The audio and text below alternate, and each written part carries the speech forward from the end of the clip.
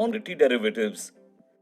This video covers the fundamentals of commodity derivatives and answers questions like why are they used, who uses them, and what are the benefits of using them. It also covers different kinds of commodity derivatives and briefly throws light on their mechanics.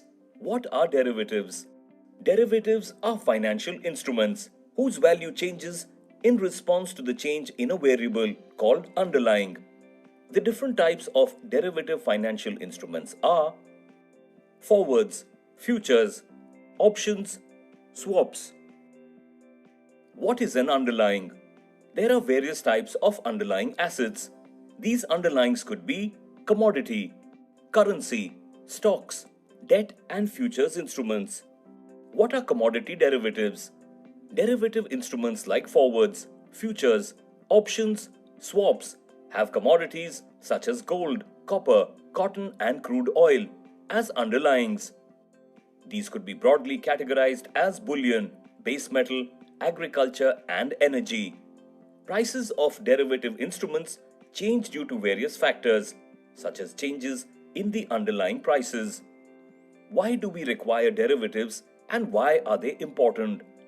Derivatives are financial tools required for managing price risk, important for farmer seeking protection against price decrease or a food processor seeking protection from price increases. Important for a manufacturer seeking protection against price rise in base metals. For example, the price increase in base metals may affect an automobile manufacturer. Important for an importer and an exporter who wish to lock into a price. Where are derivatives traded? Derivative contracts can be distinguished by the way they are traded. There are two major types of commodity derivatives based on their market mechanics: over-the-counter derivatives and exchange-traded derivatives. Over-the-counter OTC derivatives are structured contracts negotiated between two parties outside an exchange. These are customized contracts. Exchange-traded derivatives are standardized contracts traded on an exchange platform, such as MCX. These contracts are vetted by the regulator. The commodity derivatives market in India is regulated by the Securities and Exchange Board of India, SEBI. Futures and options are standardized contracts that have an expiry date and are traded on regulated exchanges like MCX. While trading on a commodity derivative exchange, the clearing corporation acts as the counterparty for both buyers and sellers. The clearing corporation is a buyer to every seller and a seller to every buyer, which is known as novation. What are the objectives of exchange-traded commodity derivatives? Risk management, price discovery, transactional efficiency, liquidity, easy to enter and exit, trade guarantee, no counterparty risk.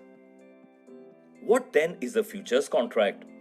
Futures contract is an agreement to buy or sell the underlying asset at a predetermined price at the expiry of the futures contract.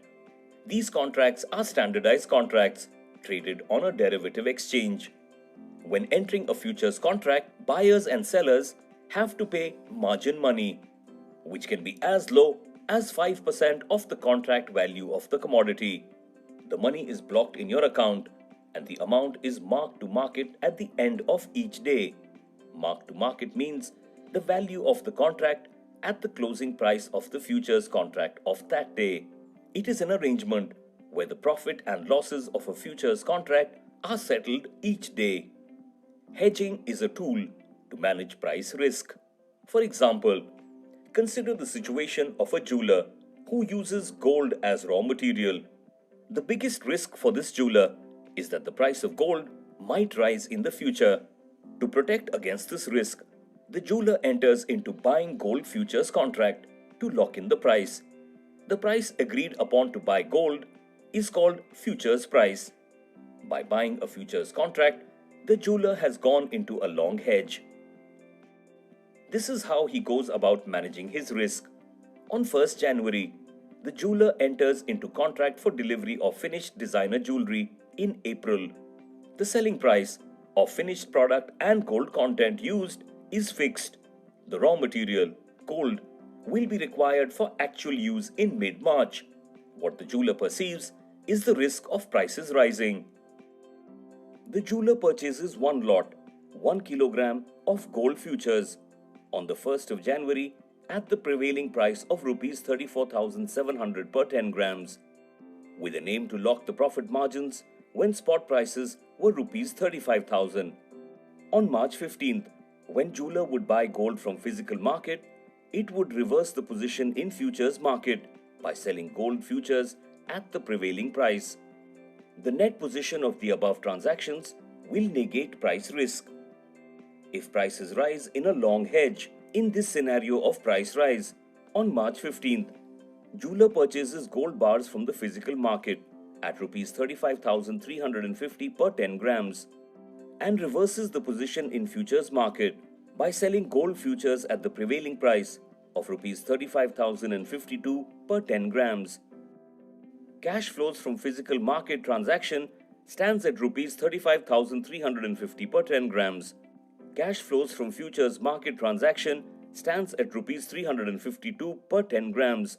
That is 35,052 minus 34,700. Net purchase price is Rs 34,998 per 10 grams. That is Rs 35,350 minus Rs 352 as locked in.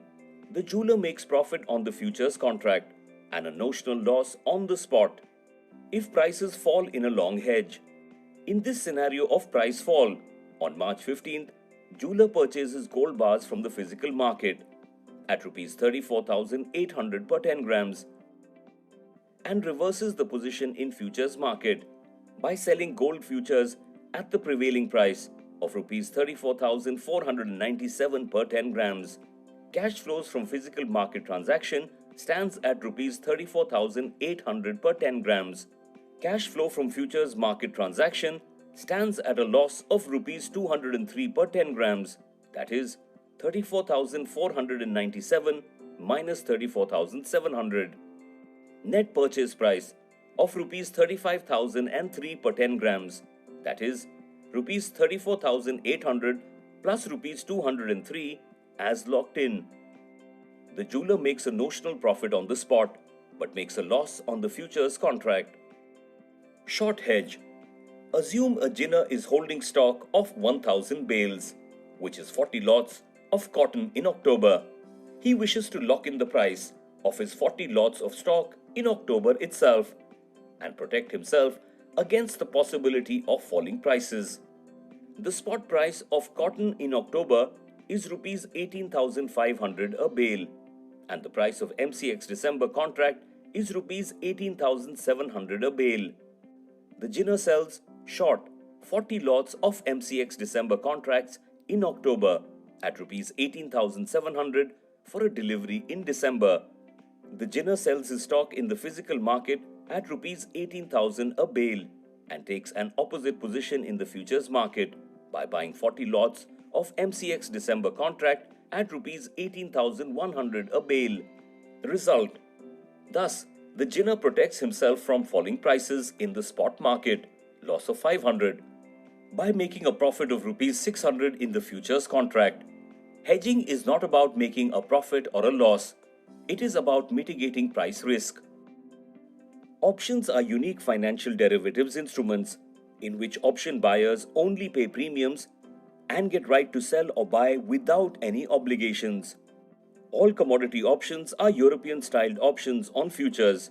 That means option buyers can exercise their right at the expiry and on exercise the positions get devolved into underlying futures in return to the buyer or seller of the options contract and are protected against abrupt market movements. However, the premiums are paid upfront and are not returned, unlike margins in futures contracts that are adjusted daily. So the natural question is, why are options so popular today? Options are popular since they cost only a fraction of the cost of the underlying. As the illustration shows, the option premium is only a smaller piece of the bigger pie. To learn more about options, view the video on basic options.